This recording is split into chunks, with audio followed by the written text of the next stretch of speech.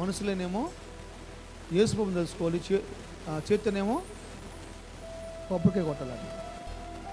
మనుషులేనేమో యేసు ప్రభువుని తెలుసుకోవాలంట, స్టవ్ పైన పాలు పొంగించాలంట.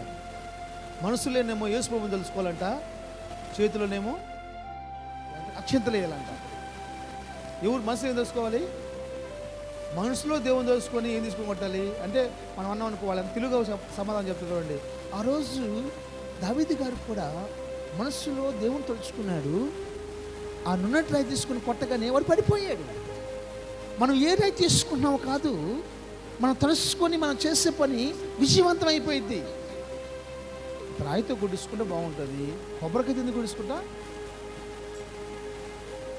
కొబ్బరికాయ తింది గుడ్డించుకుంటామా? దేవుని ప్రేమించిన వాళ్ళే, లేకపోతే ఆ పేరు వాడరు.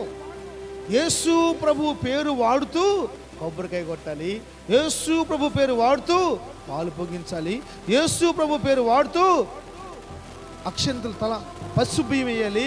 యేసు ప్రభు ఇది యెహోవా ఏర్పరిచిన ఏందమ్మా, ఇది యెహోవా ఏర్పరిచిన దినము, ఇది యెహోవా చేత సిద్ధపరచబడిన కార్యం. ఆ అమ్మాయి ఆ అబ్బాయి అంట యెహోవా చేత ఏర్పరచబడ్డ కార్యం. వివాహం అన్ని విషయంలో ఘనమైంది, కానా విందులో దేవుడు చేసిన అద్భుతాలు అని కార్డుల పైనేమో పేర్లు వేయించుకొని 4 మూలలు ఏం చేస్తారు? ఏంటమ్మా ఆ వాక్యం బయటికి వెళ్ళిపోతే భయం కదా వాళ్ళకి, పసుపుతో కోల కడుతున్నారు. హల్లెలూయా.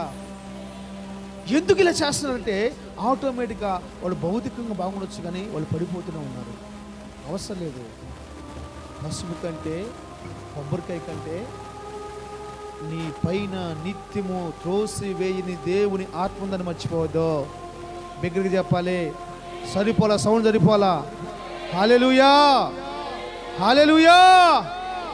కొబ్బరికాయ కంటే, పసుపు నీళ్ళ కంటే, పాలు పొంగించటం కంటే, ఆచారకరమైన ప్రతి దానికంటే కూడా నిన్ను త్రోసి వేయని దేవుని ఆత్మ నీ పైన బలంగా ఉంది.